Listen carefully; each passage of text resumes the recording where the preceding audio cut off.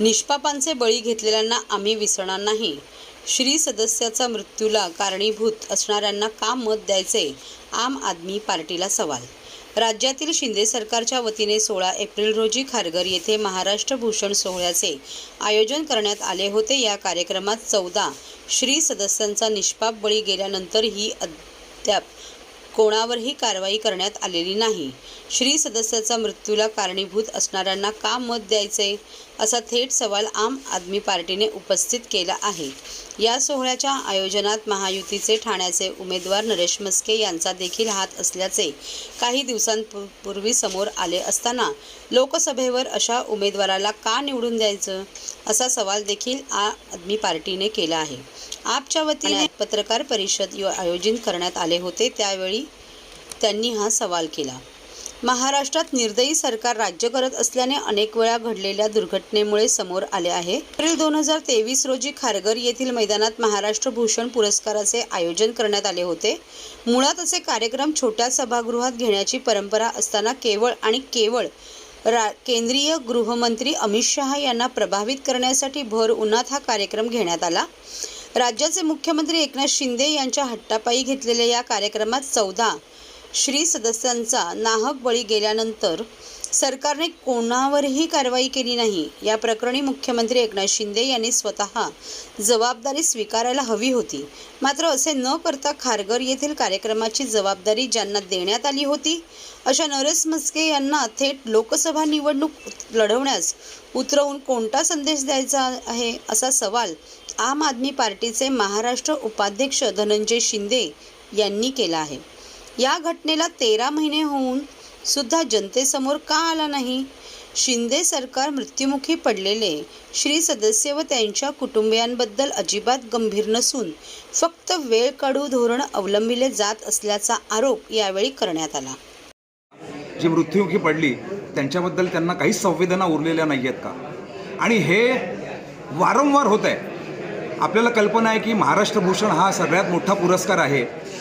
16 April 2023 रोजी जो पुरस्कार वितरण सोहळा सर्वसामान्यपणे एक छोट्या बंदिस्त हॉलमध्ये केला जातो, तो अमित शहांना प्रभावित करण्यासाठी मुख्यमंत्री एकनाथ शिंदे यांनी खारघर येथील मोठ्या मैदानामध्ये खूप मोठी पब्लिसिटी करून जवळजवळ 20 ते 25 लाख लोकांना बोलवलं. आणि ह्या कार्यक्रमामध्ये सर्वसामान्यांसाठी पाण्याची व्यवस्था नव्हती, जेवणाची व्यवस्था नव्हती, टॉयलेटची व्यवस्था नव्हती आणि सगळ्यात महत्त्वाचं म्हणजे 42°C तापमान असताना देखील साधा मंडप पण नव्हता. आणि म्हणून सकाळी 8 वाजल्यापासून ते संध्याकाळी 3-4 वाजेपर्यंत लोक वैशाखाच्या उन्हामध्ये बसले.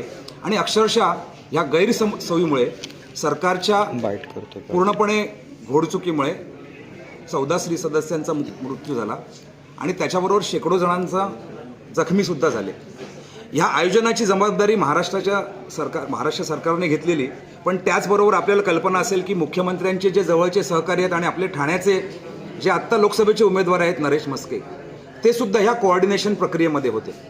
या संदर्भात आम आदमी पक्ष गेल्या वर्षभरापासून आपण पनवेल कोर्टामध्ये केस दाखल केलेली आहे. 156(3) खाली या संपूर्ण घटनेची चौकशी करून आयोजकांवरती सदोष मनुष्यवधाचा गुन्हा दाखल केला पाहिजे, अशी आमची मागणी आहे. आणि लोक एवढी मरूनसुद्धा यांच्या संवेदना किती बोथट झालेल्या आहेत.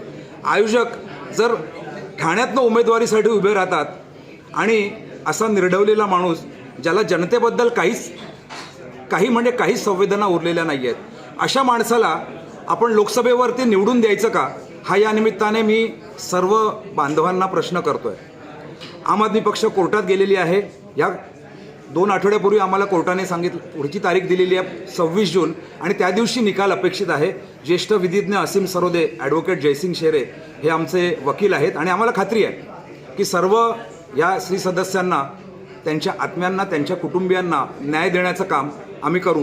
परंतु या निमित्ताने संधीसाधू शिंदे, फडणवीस आणि पवार सरकारचा 4 दिवसाच्या घटनेमुळे सुद्धा पुन्हा एकदा राक्षसी चेहरा, विकृत चेहरा, असंवेदनशील चेहरा पुढे आला असल्यामुळे या 20 तारखेला जी निवडणूक होणार आहे, आमचं स्पष्ट मत आहे, आम्ही आम आदमी पक्षाचे कार्यकर्ते आहोत, अशा राक्षसी मनोवृत्तीच्या, सैतानी मनोवृत्तीच्या उमेदवारांना आणि त्यांच्या पक्षाला अजिबात मत द्यायचं नाही आहे.